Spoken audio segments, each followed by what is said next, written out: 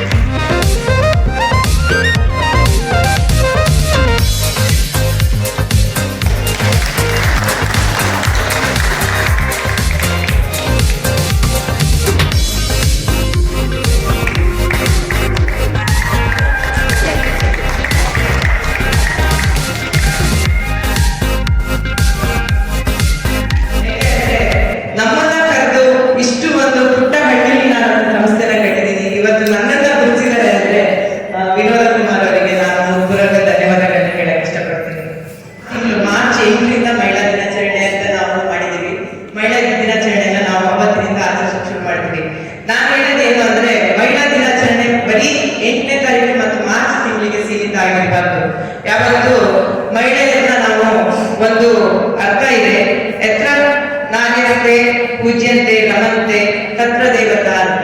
ಎಲ್ಲಿ ನಾವು ಮಹಿಳೆಯರನ್ನ ಪೂಜಿಸ್ತೀವೋ ಗೌರವಿಸ್ತೀವೋ ಅಲ್ಲಿ ಅವತ್ತು ಅವರಿಗೆ ಒಂದು ಮನೆಯಲ್ಲಿ ಗೌರವ ಸಿಗುತ್ತೋ ಆ ಮನೆ ಒಳ್ಳೇದಾಗುತ್ತೆ ಅನ್ನೋ ಒಂದು ವಾಕ್ಯ ಇದೆ. ಅದೇ ತರ ಒಂದು ಮನೆ ನಡಿಬೇಕು ಅಂದ್ರೆ ಪ್ರತಿ ಒಂದು ಮಹಿಳೆಗೆ ಮುಖ್ಯ ಆಗಿರ್ತಾಳೆ. ಪ್ರತಿ ಒಂದು ಮಹಿಳೆಯು ಒಂದು ಮನೆಯ ಏಳಿಗೆಗಾಗಿ ದುಡಿತಾ ಇರ್ತಾಳೆ. ಇವತ್ತು ಎಲ್ಲರೂ ಸಾಧಕಿಯರು ಅಂತಾನೆ ನಾನು ಈ ಸಂದರ್ಭದಲ್ಲಿ ಹೇಳ್ತೀನಿ. ಯಾಕೆಂದ್ರೆ ಅವ್ರ ಮನೆಗೆ ಅವರು ಪ್ರತಿದಿನ 24 ಗಂಟೆ ದುಡಿಯೋದು ಕೂಡ ಒಂದು ಸಾಧನೆ ಅಂತಾನೆ ನಾವು ಈ ಸಂದರ್ಭದಲ್ಲಿ ಹೇಳ್ಬೋದು. ಯಾಕೆಂದ್ರೆ ನಮ್ಮನ್ನ ಒಂದು ಉದ್ಯೋಗನ ಶುರು ಮಾಡಿದ್ದೀವಿ ಅಂತ ಇವತ್ತು ತೋರಿಸಿದ್ದಾರೆ. ಇಲ್ಲಿ ಎಲ್ಲ ಮಹಿಳೆಯರು ಕೂಡ ಇವತ್ತು ಪ್ರಶಸ್ತಿ ಪುರಸ್ಕಾರಕ್ಕೆ ಆಗುವಂತಹ ಒಂದು ತಾಕತ್ತಿರುವಂತದ್ದು ಅಂತಾನೆ ಹೇಳ್ಬೋದು.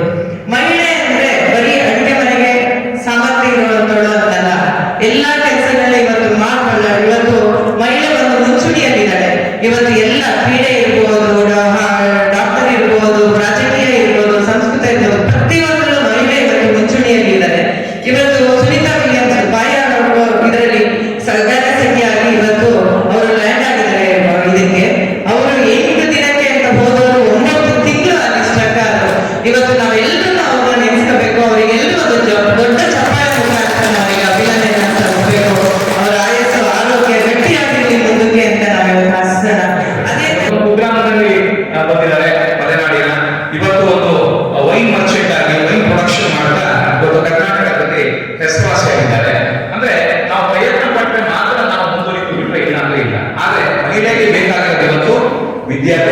ಶೈಕ್ಷಣಿಕವಾಗಿ ನೀವು ಮುಂದುವರಿಯಲೇಬೇಕು. ಶೈಕ್ಷಣಿಕವಾಗಿ ಮುಂದುವರಿಲಿಲ್ಲ ಅಂದ್ರೆ ಆಗಲ್ಲ. ಯಾಕಂದ್ರೆ ನೋಡಿ, ಜ್ಞಾನದಿಂದ ದುಡ್ಡನ್ನು ಸಂಪಾದಿಸಬಹುದು, ಆದ್ರೆ ದುಡ್ಡಿನಿಂದ ಜ್ಞಾನ ಸಂಪಾದಿಸಕ್ಕಾಗಲ್ಲ. ಇದು ಯಾವತ್ತೂ ಸತ್ಯವಾದ ಮಾತು. ಆದ್ರಿಂದ ಎಲ್ಲ ಮಹಿಳೆಯರು ದಯವಿಟ್ಟು ಅನ್ಯತಾ ಭಾವಿಸಬೇಡಿ. ತಮ್ಮ ಮಕ್ಕಳನ್ನ, ಅದರಲ್ಲೂ ವಿಶೇಷವಾಗಿ ನಮ್ಮ ಹೆಣ್ಣು ಮಕ್ಕಳಿಗೆ ಅತ್ಯುತ್ತಮವಾದ ಶಿಕ್ಷಣ ವ್ಯವಸ್ಥೆಯನ್ನ ಕಲ್ಪಿಸ್ತಕ್ಕಂಥದ್ದು ನಮ್ಮ ಕರ್ತವ್ಯ ಆಗಿದೆ ಅಂತಕ್ಕಂಥ ಮಾತನ್ನು ಹೇಳಕ್ ಇಷ್ಟಪಡ್ತೇನೆ. ಹಾಗೆ ವಿವಿಧ ರಂಗಗಳಲ್ಲಿ ತನ್ನದೇ ಆದ ಛಾಪನ್ನು ಮೂಡಿಸಿಕೊಂಡಂತಹ ಅನೇಕ ಸಾಧಕರನ್ನ ಕಂಡಿದ್ದೀವಿ. ಅರ್ಥಾತ್ ಒಂದು ಶತಮಾನದಲ್ಲಿ ಹೊಸಲಿನಿಂದ ಹೊರಗೆ ಬಾರದಂತಹ ಹೆಣ್ಣು 2025ನ ಹೊತ್ತಿಗೆ ತಾವು ಎಲ್ಲಾ ರಂಗದಲ್ಲೂ ಮುಖ್ಯವಾಹಿನಿಗೆ ಬರುವ ಕೆಲಸ ಆಗಿದೆ ಅಂತ ಹೇಳಿದ್ರೆ ನಿಜವಾಗಿಯೂ ಹೆಣ್ಣಿನ ಶಕ್ತಿ ಸಮಾಜಕ್ಕೆ ಅರ್ಥ ಆಗಿದೆ. ತಾಯಿ 9 ತಿಂಗಳು ಸೃಷ್ಟಿಗೆ ಪ್ರತಿಸೃಷ್ಟಿಯನ್ನು ಸೃಷ್ಟಿಸಿ ಒಂದು ಜೀವಕ್ಕೆ ಜೀವವಾಗಿ ಮುಂದುವರಿದಿದ್ದಾಳೆ. ಬ್ರಹ್ಮನ ಕೆಲಸವನ್ನ ತಾನು ವಹಿಸಿಕೊಂಡು ಮಾಡ್ತಾಳೆ. ಸೃಷ್ಟಿಕರ್ತ ಬ್ರಹ್ಮ ಹೌದು, ಆದ್ರೆ ಈ ಭೂಮಿ ಮೇಲೆ ಸೃಷ್ಟಿಕರ್ತೆ ಅನ್ನೋದು ತಾಯಿಯನ್ನು, ಆದಿಶಕ್ತಿಯ ಮೂಲ ಜಗನ್ಮಾತ ಸ್ವರೂಪಿಯಾದ ಮಹಿಳೆಯನ್ನ ಸರಿಯಾದ ಸ್ಥಾನದಲ್ಲಿ ಇಟ್ಟಿದ್ದೇ ಆದ್ರೆ ಆಕೆ ನಾರಿಯಾಗಿದ್ದಾಳೆ. ಆಕೆಯನ್ನ ಕಡೆಗಣಿಸಿದ್ದೇ ಆದ್ರೆ ಆಕೆ ಮಾರಿಯಾಗಿ ನಿಲ್ತಾಳೆ. ಆಕೆ ಎರಡು ಶಕ್ತಿಯನ್ನು ತನ್ನ ಮುಂದೆ ವ್ಯಕ್ತಪಡಿಸಲಿಕ್ಕೆ ಮುಂದಾಗ್ತಾಳೆ.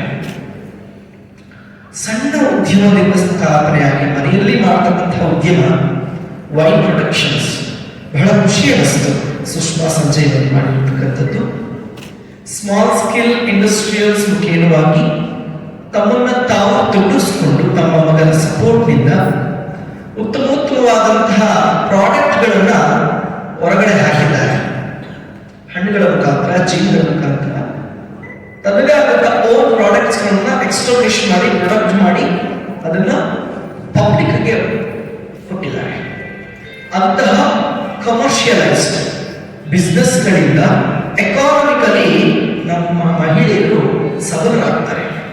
ಯಾಕೆ ಅಂತ ಹೇಳಿದ್ರೆ ಪ್ರತಿಯೊಂದು ಕ್ಷಣಕ್ಕೂ ತನ್ನ ಗಂಡನನ್ನೇ ಅಥವಾ ತನ್ನ ಮನೆಯಲ್ಲಿರುವಂತಹ ಗಂಡಸರನ್ನೇ ಅವಲಂಬಿತವಾಗದೆ ತನ್ನ ಕಾಲ ಮೇಲೆ ತಾನು ನಿಲ್ಲೋದನ್ನು ಕಲಿತಾಗ ಹೆಣ್ಣು ನಿಜವಾಗಿಯೂ ತನ್ನ ಹೆದರಿಕೆಯನ್ನು ಬಿಡ್ತಾಳೆ.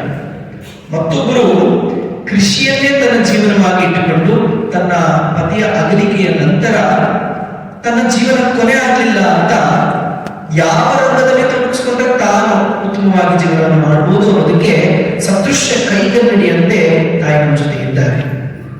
ಅವರ ಪತಿಯ ವ್ಯಕ್ತಿತ್ವ ಏನು ಅನ್ನೋದು ರಮೇಶ್ ಹೆಗ್ಡೆ ಅವರು ಹೇಳಿ ಆ ಜೀವಾತ್ಮನ ಈಗ ನೆನೆಸಿಕೊಂಡು ತಾಯಿ ತನ್ನ ಜೀವನವನ್ನು ಕಲಿತಿದ್ದಾಳೆ. ಸ್ವಾಮೀಜಿಯವರು ಸಮಾಜದ ಮುಖೇನ ಈ ಸಂಘ ಸಂಸ್ಥೆಗಳನ್ನು ಯಾಕೆ ನಿರ್ಮಾಣ ಮಾಡಿದ್ರು ಅಂದ್ರೆ ಮಹಿಳೆಯರಲ್ಲಿ ಒಗ್ಗಟ್ಟನ್ನು ತರಲಿಕ್ಕೋಸ್ಕರ. ನಾವೇನ್ ಮಾಡ್ತೀವಿ ಗೊತ್ತಾ, ಅಕ್ಕಪಕ್ಕದ ಮನೆಯವ್ರ ಜೊತೆ ಮಿಂಗಲ್ ಆಗೋದಿಲ್ಲ. ಈಗಿನ ಅಪ್ಡೇಷನ್ ಅನ್ನೋ ಒಂದು ಪ್ರೋಗ್ರೆಸ್ ಬಂದು ಯಾರು ಪಕ್ಕದ ಮನೆ ಇದ್ದಾರೆ ಅನ್ನೋ ಲೇಔಟ್ ಅನ್ನೋದು ಗೊತ್ತೋದಿಲ್ಲ. ಆದ್ರೆ ಹಳ್ಳಿಗಾಡುಗಳಲ್ಲಿ ನಿಜವಾಗಿಯೂ ಹಾಗಿಲ್ಲ. ಊರವರೆಲ್ಲ ಒಂದು ಅಂತ ಒಂದು ಸಂಸ್ಥೆಯನ್ನು ಮಾಡಿಕೊಂಡು, ನಗರ ಪ್ರದೇಶದಲ್ಲೂ ಇದು ವಿಶೇಷ.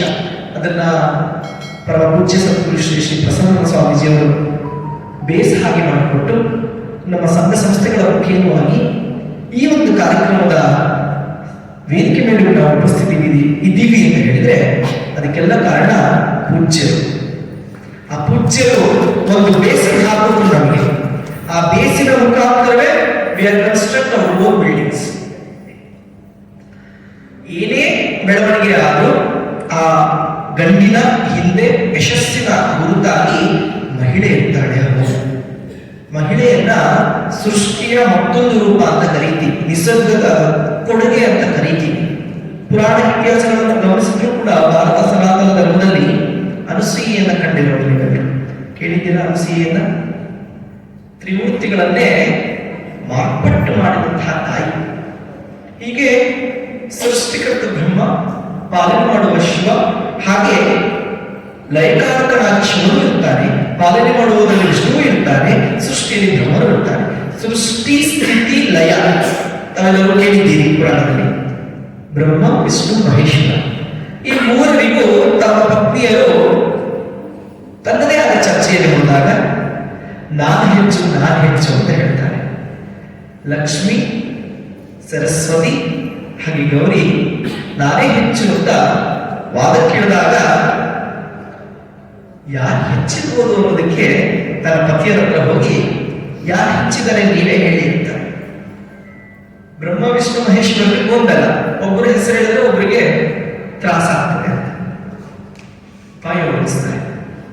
ನೀವ್ಯಾರು ಹೆಚ್ಚಲ್ಲ. ಆ ಭೂಮಿ ಮೇಲೆ ತಾಯಿ ಅನುಸೂಯೆ ಇದ್ದಾಳೆ. ಅನುಸೂಯೆ ಅಂತ ಪತಿವ್ರತೆ ನಾನು ಯಾರನ್ನೂ ನೋಡಿಲ್ಲ. ಹೆಚ್ಚು ಅಂದ್ರೆ ಅವಳೆ ತನ್ನ ಸರ್ವಸ್ವವನ್ನು ತನ್ನ ಪತಿಗಾಗಿ ಇಟ್ಟಂತಹ ಪತಿವ್ರತಾ ಶಿರೋಮಣಿ ಅನುಸೂಯೆ. ಅನುಸೂಯೆನೇ ಹೆಣ್ಣಲ್ಲಿ ಶ್ರೇಷ್ಠ ಅಂತ ಹೇಳ್ತಾರೆ. ಮೂರು ಜನಕ್ಕೂ ತಡೀಲಿಕ್ಕೆ ಆಗೋದಿಲ್ಲ. ಲಕ್ಷ್ಮೀ, ಸರಸ್ವತಿ, ಗೌರಿಗೆ ಅದು ಹೇಗೆ ಶ್ರೇಷ್ಠ ಆಗ್ತಾರೆ? ನಾನು ಒಂದು ಬರೀ ಪರೀಕ್ಷೆ ಮಾಡಬೇಕು ಅಂತ ತನ್ನ ಗಂಡನೆಲ್ಲ ಮೂಲಕ ಕಳಿಸ್ತಾರೆ. ನೀವೇನಾದ್ರೂ ಮಾಡ್ಕೊಳ್ಳಿ, ನನಗೆ ನಾವುಗಳು ಹೆಚ್ಚಾಗಬೇಕೆ ವಿನಃ ಆಕೆ ಹೆಂಗೆ ಹೆಚ್ಚಾಗಿದ್ದಾಳೆ, ಆಕೆ ಎಷ್ಟು ಪವಿತ್ರ ಅನ್ನೋದು ನೀವು ಪರೀಕ್ಷೆ ಮಾಡ್ಕೊಂಡು ಬನ್ನಿ ಅಂತ ಭೂಮಿಗೆ ಸೃಷ್ಟಿ ಸ್ಥಿತಿ ಲಯವನ್ನು ಕೊಡುವ ಅಧಿಪತಿಗಳನ್ನು ಕಳಿಸಿ ಪರೀಕ್ಷೆ ಮಾಡ್ತಾರೆ. ಬ್ರಹ್ಮ, ವಿಷ್ಣು, ಮಹೇಶ್ವರರು ಭೂಮಿಗೆ ಬಂದಾಗ ಯತಿಗಳ ರೂಪದಲ್ಲಿ, ನೀವೇನು ನೋಡ್ತಾ ಇದ್ದೀರೋ ಸ್ವಾಮೀಜಿಗಳ ರೂಪದಲ್ಲಿ ಖಾವಿ ದಾರಿಯನ್ನು ಮಾಡಿಕೊಂಡು ಭೂಲೋಕಕ್ಕೆ ಸ್ಪರ್ಶವನ್ನು ಮಾಡ್ತಾರೆ. ಅನಸೂಯೆಯ ಮನೆಯ ಮುಂದೆ ಭವತಿ ಭಿಕ್ಷಾಂದೇಹಿ ಅಂತ ಕೇಳ್ತಾರೆ. ತಾಯಿ ಯತಿಗಳು ಬಂದರು, ಒಂದಷ್ಟು ಧಾನ್ಯಗಳನ್ನು ತೆಗೆದುಕೊಂಡು ಹೊಸಲಿನಿಂದ ಹೊರಗಡೆ ಹೋಗಿ ನೋಡ್ತಾಳೆ. ಯತಿಗಳಿಗೆ ಭಿಕ್ಷೆ ಕೊಡ್ಲಿಕ್ಕೆ ಮುಂದಾಗ್ತಾಳೆ.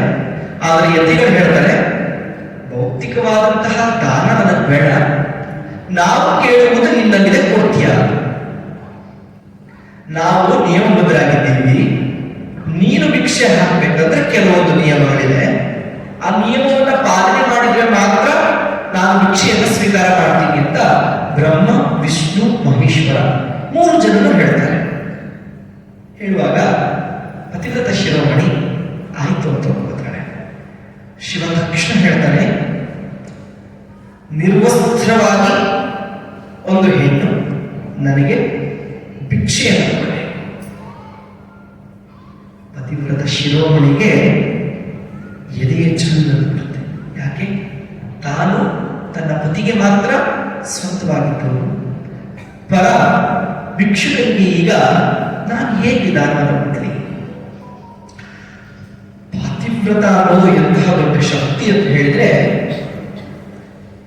ಆಕೆ ತನ್ನಲ್ಲಿರುವ ಶಕ್ತಿಯನ್ನು ಬಳಸಿಕೊಂಡು ಬ್ರಹ್ಮ, ವಿಷ್ಣು, ಮಹೇಶ್ವರರನ್ನ ಕೂಸಿನಾಗಿ ಮಾಡ್ತಾಳೆ, ಮಗುವಿನಾಗಿ ಮಾಡ್ತಾಳೆ. ಆ ಮೂರೂ ಮಕ್ಕಳನ್ನ ತೊಡೆ ಮೇಲೆ ಇಟ್ಟುಕೊಂಡು ಸ್ತನಪಾನವನ್ನು ಮಾಡಿಸ್ತಾಳೆ. ಆ ಹಾಲನ್ನು ಕುಡಿಸುವಾಗ ಮೇಲಿಂದ ನೋಡ್ತಿರ್ತಕ್ಕಂತಹ ಲಕ್ಷ್ಮಿ, ಪಾರ್ವತಿ, ಸರಸ್ವತಿಗೆ ಭಯವಾಗುತ್ತದೆ. ಭೂಲೋಕವನ್ನ ಆಳುವಂತಹ ಸೃಷ್ಟಿ ಸ್ಥಿತಿ ಲಯಕಾರಕರನ್ನೇ ಮಗುವಾಗಿ ಮಾಡಿರುವಂತಹ ತಾಯಿ ಇದನ್ನ ಪಾಲನೆ ಮಾಡುವರು ಯಾರಂತೆ? ಹೋಗಿ ಅನಸೂಯೆಯನ್ನ ಬೇಡಿಕೊಂಡು ತನ್ನ ಗಂಡನಿಗೆ ಪುನರ್ ಸ್ವರೂಪವನ್ನು ಪಡೀಲಿಕ್ಕೆ ಬೇಡ್ಕೊತಾಳೆ. ನೋಡಿ, ಒಂದು ಹೆಣ್ಣಿಗೆ ಭಗವಂತನನ್ನೇ ಪುತ್ರನನ್ನಾಗಿ ಆ ದೇವಿಯನ್ನೇ ಬೇಡಿಕೊಳ್ಳುವ ರೀತಿಯಲ್ಲಿ ಮಾಡುವ ಶಕ್ತಿ ಇದೆ ಅಂತ ಹೇಳಿದ್ರೆ ಸಮಾಜವನ್ನು ಬದಲಾಯಿಸಲಿಕ್ಕೆ ಸಾಧ್ಯ ಇಲ್ಲ. ಸಮಾಜದಲ್ಲಿ ಇರ್ತಕ್ಕಂಥ ಅವ್ಯವಸ್ಥೆಗಳನ್ನ ತಿತ್ತುವ ಕೆಲಸ ಮಾಡ್ಲಿಕ್ಕಾಗೋದಿಲ್ಲ. ಹಾಗೆ ಆಗತ್ತೆ.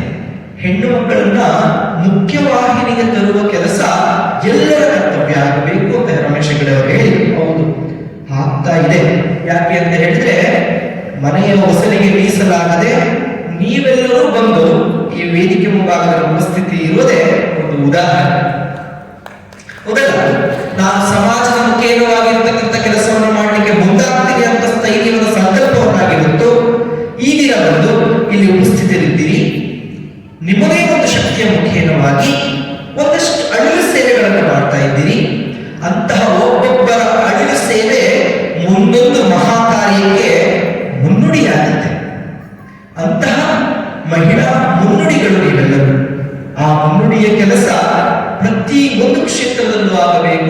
ಪ್ರತಿಯೊಂದು ಕ್ಷೇತ್ರದಲ್ಲಿ ಇರುವ ಗೊಂದಲಗಳು, ಅವ್ಯವಸ್ಥೆಗಳು ವ್ಯವಸ್ಥಾಪಕವಾಗಿ ಜರುಗುವಂತಹ ಕೆಲಸ ಕೇವಲ ಪುರುಷ ಪ್ರಧಾನವಲ್ಲ, ಸ್ತ್ರೀ ಪ್ರಧಾನವಾಗಿ ಸಮಾನ ಮನಸ್ಥಿತಿಯ ಪಾತ್ರವನ್ನು ಕೊಟ್ಟು ನಿಮ್ಮನ್ನೆಲ್ಲರಿಗೂ ಒಂದು ಸ್ಥಾನಮಾನವನ್ನು ಗೌರವಿಸಿಕೊಡಬೇಕು. ಆ ಕೆಲಸ ಸಮಾಜದ ಮುಖೇನವಾಗಿ, ಸಂಘ ಸಂಸ್ಥೆಗಳ ಮುಖೇನವಾಗಿ ಪ್ರತಿ ಕ್ಷೇತ್ರದಲ್ಲೂ ನಡೀಬೇಕು. ನಡೆದರೆ ಮಾತ್ರ ಅಭಿವೃದ್ಧಿ ಸಾಧ್ಯ ಅಂತ ಹೇಳ್ತಾ ನನ್ನೆರಡು ಮಾತುಗಳನ್ನು ಗುರುಗಳ ಶ್ರೀ ಗುರುಗಳ ಚರಣದಲ್ಲಿ ನಿರ್ವಹಿಸ್ತಾ ಇದ್ದೀನಿ. ಜಯ ಶ್ರೀ.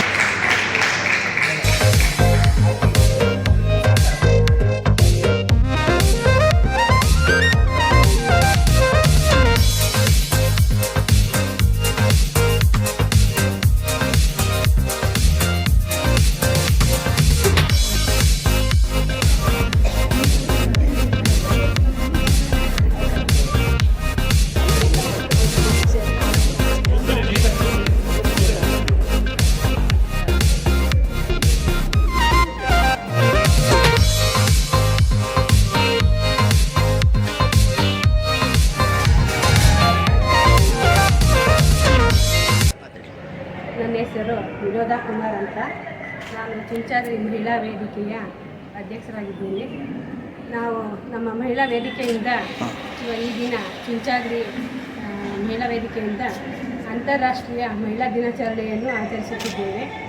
ಈ ಆಚರಣೆಯನ್ನು ಮಾಡಲು ಎಲ್ಲ ನಮ್ಮ ಪದಾಧಿಕಾರಿಗಳು ಮತ್ತು ಸದಸ್ಯರು ಮತ್ತು ಸ್ವಾಮೀಜಿಯರು ಎಲ್ಲರೂ ಪ್ರತಿಯೊಬ್ಬರು ನಮಗೆ ತುಂಬ ಸಹಕಾರ ಕೊಡ್ತಾ ಇದ್ದಾರೆ. ತುಂಬ ಚೆನ್ನಾಗಿ ಅದ್ದೂರಿಯಾಗಿ ಎಲ್ಲರೂ ಎಲ್ಲರೂ ನಮಗೆ ಅಷ್ಟೇ ಸಪೋರ್ಟಿವ್ ಆಗಿ ತುಂಬ ಚೆನ್ನಾಗಿ ನೆರವೇರಿಸ್ಕೊಟ್ಟಿದ್ದಾರೆ. ಎಲ್ಲರಿಗೂ ಅಂತಾರಾಷ್ಟ್ರೀಯ ಮಹಿಳಾ ದಿನಾಚರಣೆಯ ಶುಭಾಶಯಗಳನ್ನು ಹೇಳ್ತಾ. ನಮಸ್ಕಾರ ಸ್ನೇಹಿತರೆ, ನಾನು ಜಿಲ್ಲಾ ಚಿಂಚಾದ್ರಿ ವೇದಿಕೆಯ ಕಾರ್ಯದರ್ಶಿ ಶೋಭಾ ಸತೀಶ್. ಇವತ್ತು ನಾವು ಅಂತಾರಾಷ್ಟ್ರೀಯ ಮಹಿಳಾ ದಿನಾಚರಣೆಯನ್ನು ಈ ದಿನ ಶ್ರೀ ಆದಿಚುಂಚನಗಿರಿ ಸಮುದಾಯ ಭವನದಲ್ಲಿ ಆಚರಣೆಯನ್ನು ಮಾಡಿದ್ದೀವಿ. ಈ ದಿನ ನಾವು ಮಹಿಳಾ ಸಾಧಕಿಯರನ್ನು ಗುರುತಿಸಿ ಅವರಿಗೆ ಸನ್ಮಾನವನ್ನು ಇಟ್ಕೊಂಡಿದ್ವಿ. ಸುಷ್ಮಾ ಸಂಜಯ್ ಅವರು ಹಾಗೂ ಗೀತಾ ನಿಂಗನಗೌಡ ಅವರಿಗೆ ಸನ್ಮಾನವನ್ನು ನೆರವೇರಿಸಿದ್ವಿ. ಜೊತೆಗೆ ಇವತ್ತು ಅಂತಾರಾಷ್ಟ್ರೀಯ ಮಹಿಳಾ ದಿನಾಚರಣೆ ಎಂದೇ ನಾವು ಮಾಡ್ತಿರೋ ಈ ದಿನದಂದೇ ಸುನಿತಾ ವಿಲಿಯಮ್ಸ್ ಅವರು ಭೂಮಿಗೆ ಪಾದಾರ್ಪಣೆಯನ್ನು ಮಾಡಿದ್ದಾರೆ ಅಂತ ಈ ದಿನ ಹೇಳ್ಕೊಳ್ಳೋದಕ್ಕೆ ನಮಗೆ ಸಂತೋಷ ಆಗ್ತಾ ಇದೆ. ಹಾಗೂ ಇಲ್ಲಿ ಮಹಿಳಾ ದಿನಾಚರಣೆಯನ್ನು ಆಯೋಜನೆ ಮಾಡಿಕೊಟ್ಟಂತಹ ನಮ್ಮ ಅಧ್ಯಕ್ಷರು ವಿನೋದ ಕುಮಾರ್ ಅವರಿಗೆ ಧನ್ಯವಾದವನ್ನು ತಿಳಿಸ್ತಾ ಇದ್ದೀನಿ. ಎಲ್ಲರಿಗೂ ಧನ್ಯವಾದ.